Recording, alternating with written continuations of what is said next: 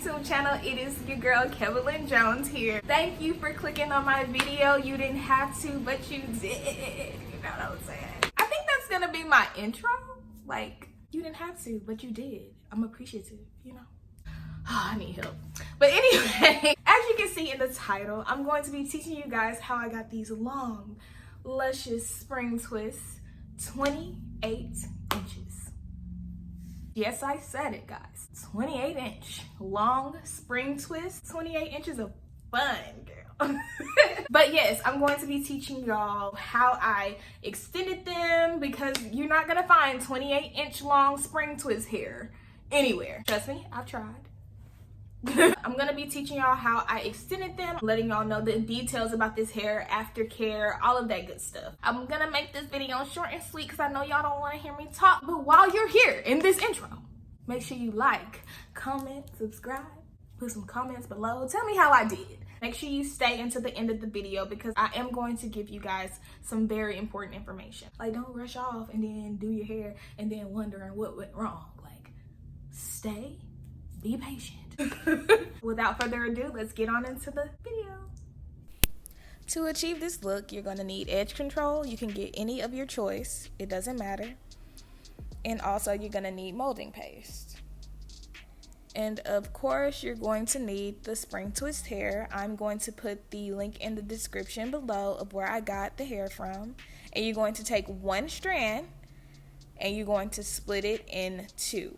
And these two strands are going to make up one twist. Now you're going to take your edge control. As you can see, I don't have a lot left. I am scraping.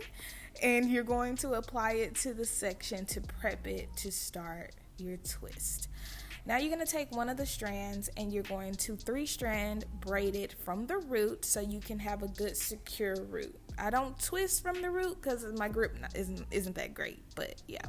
So I'm going to do this like a few times just to get like a secure, root. And I'm going to end with my natural hair in the middle, and I'm going to split my natural hair in half so I can start the twist. But first, I'm going to get the molding paste and put it on my fingertips and start to twist. As you can see, I'm doing a little twisting motion with my fingers so I can make sure that I really intertwine my natural hair into the braiding hair. And then you're going to keep your fingertips moisturized so you can make sure that natural hair is in there. And once your natural hair is in there, you don't have to worry about using the molding paste anymore because you want to let the braiding hair do its natural thing and crinkle up. And now you're going to stop twisting till about right there. And then you're going to add the second piece and you're going to twist it. You see how I'm like taking the new piece and I'm like wrapping it around right there? And I'm twisting it and twisting it. I'm going to do a replay so y'all can see how I wrapped it around.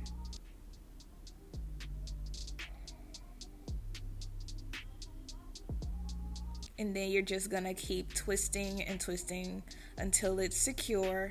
And then once it's secure, you're going to start twisting it to extend the braid. You got to put it in your mouth because this is 28 inches, y'all. And of course, we're going to have to put it in our mouth again because, it's 28 inches. And now when you get to the end, you're going to cut the nappy part. And now you are done. Look at her. Look at that. And you can do this. If I can do it, you can do it too, okay? But stay because I want to share some things with y'all and give y'all some last minute tips on aftercare and whatnot. But aren't these cute? Look at that color. Just look at it, y'all. So guys, I hope that tutorial was very helpful to you. Hopefully you're still here. But I just wanted to let y'all know I posted my hair on my Instagram story and I got a lot of questions about parting and stuff like that. First, I want to let y'all know that this hair is very lightweight. You don't have to worry about getting cramps in your neck and stuff like that. This is so long and you would think that it weighs a lot, but it doesn't. Another tip that I want to say is that I know a lot of beginners, they struggle with the grip. that is one thing that I still struggle with, is grip. Actually, if I'm gonna tell y'all the truth, okay? I'm gonna tell y'all the honest to God truth. The ones in the back there, they are not tight, they are loose, because your girl's grip is not that great. But in the front, I was able to get like a better grip. This is definitely very beginner friendly. One thing that really helps with the grip is the edge control that I use. It just, like, you know, you seal that hair, get it all, like, you know, gathered or whatever in the section. It just makes it a lot easier. Just put a big gunk of edge control in each section, and it really does help with that grip because it holds the hair in place, if that makes any sense. I hope I'm making sense. But yes, it is definitely beginner friendly.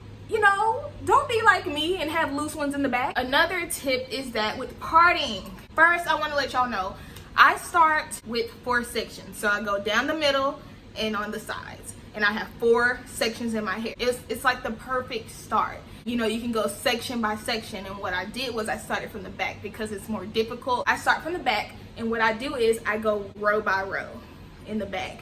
I have to say I have like 5 rows in the back.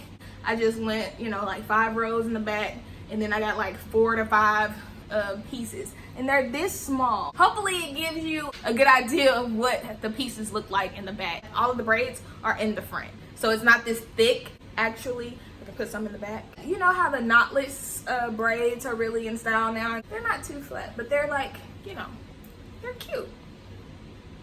So it's not bulky in the back, it's like flat in the back, and I'm pretty sure you can see it in the little montage I did. Like in the front, I made sure I did stagger parting. So as you can see, the braids lie in the middle of each braid, if that makes sense. I made sure that was it so it wouldn't be bulky, because with this look, especially with long braids, you don't want it to look bulky because it'll be all too much. You don't have to be perfect parts. Just make sure that they are staggered. I have to say that I have like 4 to 5 in each row in the front. Just, you know, work off that, because I know parting can be a big old deal, but I didn't worry about staggering in the back.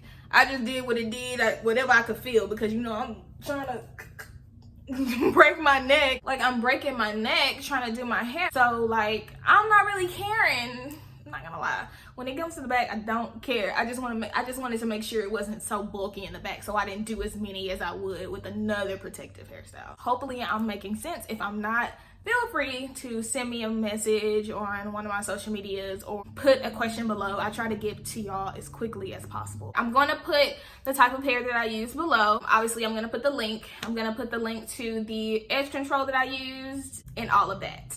Of course, I got a spring twist hair in color 1B/30. T1B/30, and I got it off of Amazon. It was a really good price. The bulk, it came with 4 packs, and I got 2 sets. And I have a lot left, y'all, but I got it just in case, and if I wanted to do this again, then it's cool. So I would have to say I used about like 6, creeping on 7 bags of hair. So you want to get 2 bulks of it, because you'll have some left over just in case you mess up, especially if it's your first time doing it. You want to make sure you have enough. I really like this color. I usually do black, but your girl stepped outside the box. It's not really that dramatic. I don't know why I'm acting like it's a big deal, but if you know me, you know I don't do color like that. I'm trying to think what else. Oh, Aftercare. For Aftercare, I use Tropical Roots foam that I got from the nearest beauty supply store. You can find it at any beauty supply store. Definitely use this. And on top of that, I use this oil sheen, olive oil sheen, infused with coconut oil for restorative shine. Nourishing sheen spray. Sponsor me. I'm kidding. For real. Yeah, use that. And of course, a bonnet. A bonnet, ladies. You gotta have a bonnet, y'all. I have this big one. Big, large, colossal one that I use. One thing I want to say is that this molding paste is very important when you're doing your twist, because you want to make sure your natural hair stays into the twist. Because if you don't make sure of that, your hair is going to be popping out. Both of the packs of hair that I got were 14 inches.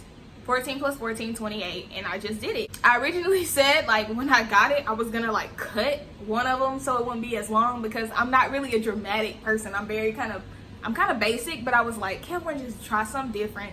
Just let it go. Let it be long. Just let it go. Be free. So I just did 28 inches and I like it. I love it. Anything that I forgot to mention in this video or any important tips, I will definitely put it in the description box below. I cannot do words. I will definitely have it in the description box below, and definitely put questions below. I hope y'all enjoyed this video. I hope it was very helpful to you guys. While you're here, follow me on my social media at Kevelyn Jones, KevelynJones. But make sure y'all like, comment, subscribe to your girl. Hit the bell. Show me some love. Let me know what you think of this video. Thank y'all for watching. Bye.